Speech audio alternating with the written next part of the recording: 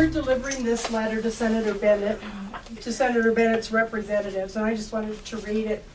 And what we're, it says, Dear Senator Bennet, the world watched in horror as the bombs dropped and Israeli tanks lumbered into Gaza for almost 1 month this summer. And of course going on again right now, they're really going at it.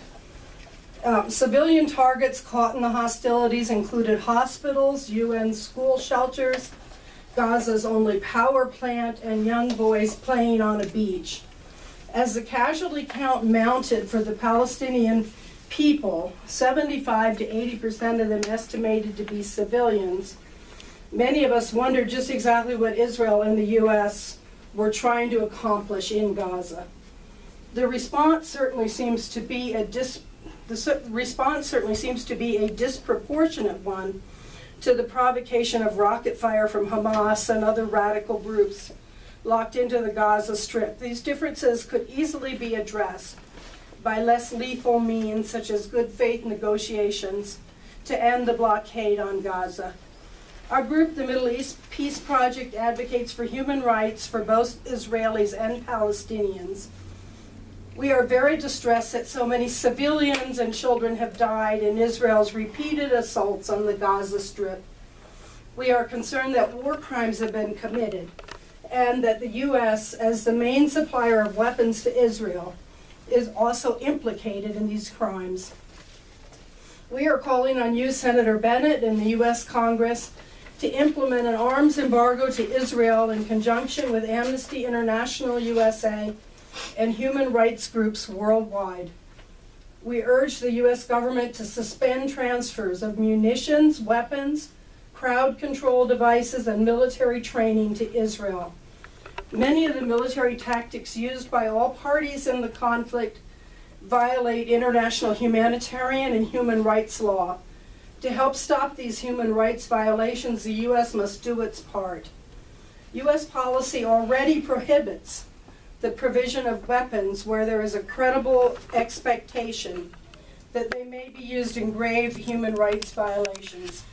An arms embargo is already consistent with stated practices, and sales should be suspended until Israel stops violating human rights across the occupied Palestinian territories. Israel must also put in place effective mechanisms to ensure that U.S. arms will not be used to commit or facilitate violations of international humanitarian and human rights law. Without U.S. supplied weapons, Israel will be less able to inflict disproportionate harm and collective punishment on the Palestinian people and help satisfy our concerns over the excessive number of non-combatants killed in the Gaza Strip. Our goal is to prevent further serious violations of international humanitarian law and human rights by all parties in the Gaza conflict. We also call on Israel to end the siege of Gaza and to negotiate in good faith with the Palestinian leaders. A return to the status quo in Gaza is not possible or desirable.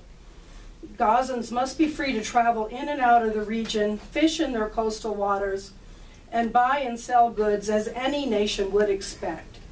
It is especially important that border crossings be opened so that the rebuilding can commence. Long term, it is very obvious to us at the Middle East Peace Project that Israel's occupation of Palestine must end in order for there to be peace in the region.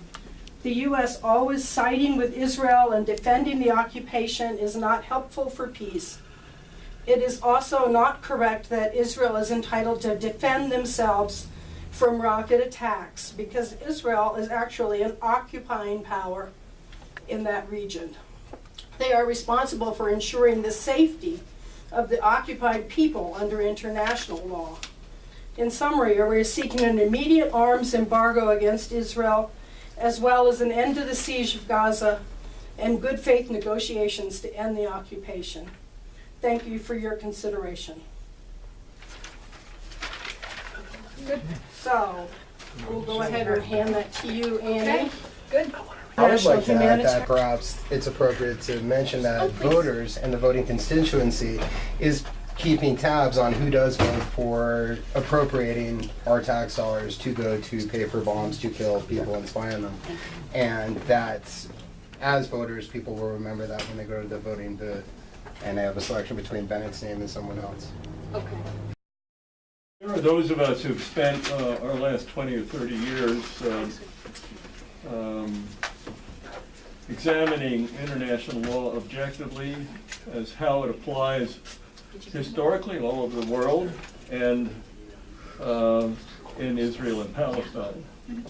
And international lawyers, of which I am one, ask simply that the same international law that's been applied in the past by the United States in other instances simply be applied in this instance. And it is not, and I think it would be helpful if Senator Bennet got some international legal advice on how to resolve this, because this dispute is not unlike one he might hear about in a county where people are being victimized and oppressed by other people. And the government is so instituted, according to Thomas Jefferson, to provide the rights for all people in that government. And that's simply what's being asked for now. Equal rights. And I think Senator Bennet knows what the word equal means and can see very readily, Holocaust or not, whether it's Jews or Indians or other people, that that's not taking place. So we look for an objective mind and an international objective view on this, because this law internationally is built on morality, and that morality should be applied in this instance since it has been in the past. That's a simple Consistency. issue. Civil rights, I spent 20 years in civil rights, as you know. That's what we applied, and what happened. We went from zero to equal rights legally for all people under the Constitution. Let's do it for those poor Palestinian people who ask for the same thing.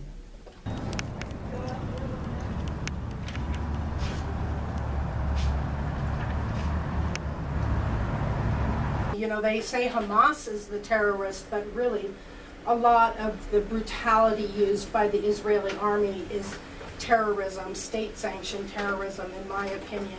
And the settlers as well. You know, completely unnecessary. We still have people that are being forced out of their homes and their neighborhoods to this day because of their bloodline. Like, and we're talking about nice houses, like what you'd see like in the nicer areas of Briargate, where people have stucco. These aren't like little huts, and people come in with guns and say, "We like your house, we're taking it." And meanwhile, you have the government basically either look the other way or helping them indirectly, because all these people also share bloodlines with a lot of the IDF members. And as you can see, like it doesn't matter really what religion or nationality you are, if you were to steal my home and disrespect my mother and disrespect my wife and hurt my children, then chances are I'm going to be fairly sympathetic to somebody taking a bunch of materials that you could have purchased at a Family Dollar store, which is really what Hamas's missiles are made up of, as opposed to the megaton bombs that come from the F-16s that we paid for, that you paid for, and that you paid for, and that the rest of Senator Bennett's constituents pay for. And frankly, I'm pretty sick of paying for mass murder. Yeah, thank you. And I'm sick of politicians voting to fund mass murder. Amen.